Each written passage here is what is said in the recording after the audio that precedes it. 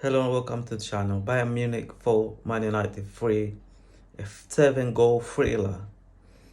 Well, the scoreline does not reflect the performance because there is no way Manchester United was close enough to Bayern Munich in that game in terms of performance. Bayern Munich dominated for most parts of the game, and we conceded 4 goals, but we could have conceded a lot more. So let's dive into it. Let's start. We had a game plan that worked for about 20 minutes, and then Bayern Munich took control of the game. And then we conceded first, and there is a pattern here. Whenever we concede a goal, and then our heads drop. As I spoke before about this, the mentality of this team. The mentality is weak, and it's up to Ten Hag as a manager to install a strong mentality into this team. It happened to us so many times. It happened to us against Arsenal. We scored, and then once Arsenal equalized, heads dropped. So we conceded in this game against Bayern Munich. We conceded first, and then our game plan was out the window. And then we conceded second. Few minutes later, we conceded the second goal. And then I'm thinking, well, this could be 4-5-0. And then out of the blue, we scored. Perhaps the only positive in this game is that Højlund scored his first goal for Man United. But a lot of what happened in this game has to do with what I've said before. Eriksen as a number 8. I told you many times before, it doesn't work.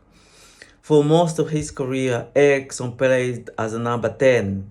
He doesn't have the legs. He didn't have the legs to play as a number 8 when he was younger. He's not going to have the legs now. Eriksen is a liability unless you play him as a number 10. And he should be a squad player. When we bought Eriksen on a free, I wasn't that keen on Eriksen. But as a free transfer, I said, it's okay, we need players anyway. We need bodies. But I never thought it was going to be a regular starter because as a Man United, we need better if we're going to compete against the best teams in this world. So I've said so many times before, Eriksen as a number 8 doesn't work. Eriksen doesn't have the strength to support Casemiro, who is a number 6, who is the defensive midfielder. Casemiro can't sit in that defense on his own. He needs help. Now, worst case scenario, I said before, Bruno played as a number 8 when he used to play in Italy before. So Bruno has more defensive nous than Eriksen. Bruno has a better agent. If you're going to play them together, you might as well switch positions. Play Bruno as an 8 and Eriksen as a 10, so Eriksen doesn't have a lot of defending to do. And then a lot of that game has to do with the fact that we lost the battle in the midfield. So Bayern Munich has a midfield three of Kimmich, Goretzka, and Musiala against Casemiro, Eriksen, and Bruno. So there was going to be only one winner, and that was going to be Bayern Munich. But the thing is, without playing our best, we still managed to score 3 goals against this Bayern Munich team. It's also a bad indictment on the Bayern Munich team.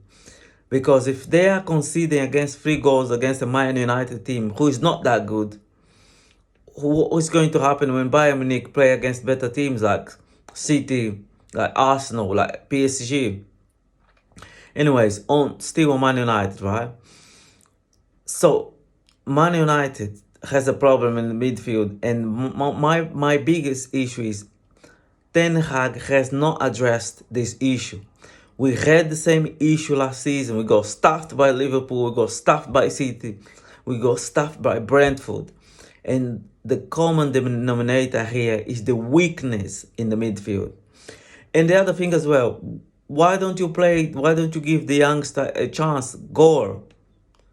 Play Gore next to Casemiro. He played as a defensive midfielder, as a box-to-box midfielder during the preseason and it done quite well. If you don't want to play McTominay because you don't trust McTominay, even though McTominay is on the bench, play the youngster. But Ericsson, there is no point in making the same mistake over and over again. You're just gonna have the same result, and this is what we've been having. We've been conceding a lot of goals. The other thing as well, Anana, the first goal, a terrible mistake by Anana. The reason why we got rid of De Gea, which I think we shouldn't get rid of De Gea. We made a mistake. The reason why we got rid of De Gea is because he was making a lot of mistakes and he couldn't play from the back. It's not good with his feet. But one thing about David De Gea, he keeps clean sheets. Now, since we brought Anana, we can't keep clean sheets. We leaking goals. We conceding 4 goals in one game. And a lot of to do. And Anana is also to blame for some of these goals that we are conceding. So I don't think we are playing any better with Anana, better than we used to play with De Gea. We should have kept De Gea. A lot of United fans would agree with me on that. Anyways, we have a lot of injuries. That's understandable. But as a Man United team, we should have done better against the Bayern Munich team, who are not even at their best. But if someone told me before the match that the match would have ended 4-3, I think I would take the result. I think I would take it. But having seen that match and having seen that we could have got something from that game, I'm disappointed. And Ten Hag needs to fix these issues very soon because Manchester United's fans' patience is running out already. Plus, Ten Hag doesn't have the luxury of being the media's favourite. Now, Ole Gunnar Solskjaer had a lot of support in the media. A lot of people in the media like Ole Gunnar Solskjaer. But Ten Hag is not a Man United legend. He won't have the same leniency. So a lot of voices are already turning against Ten Hag. And my problem is not learning from his own mistakes. Keep making the same mistake. Get in-game management. So if Bayern Munich is dominating the game, why don't you make the substitution first?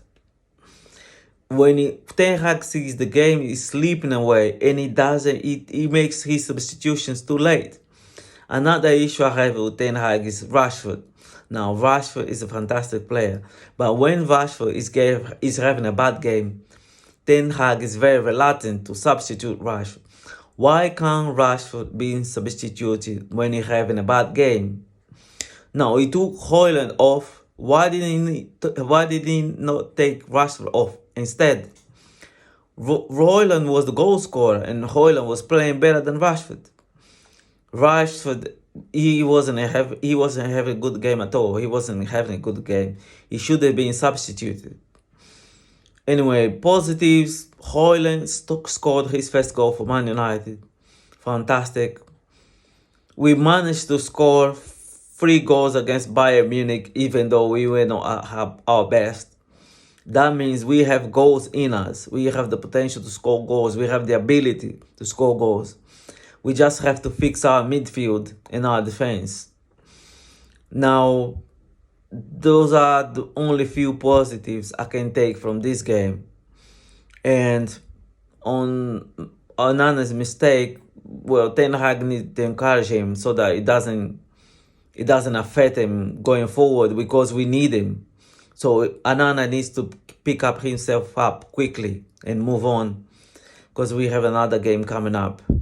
Anyways, disappointed about the result. The performance wasn't great, but we could have got something from that game. And Ten Hag needs to learn from his mistakes and needs to learn quickly because patience is running out. Anyways, thank you for watching. Don't forget to like and subscribe because those are the best ways to support this channel. And I'll see you in my next video. Thanks for watching. Bye.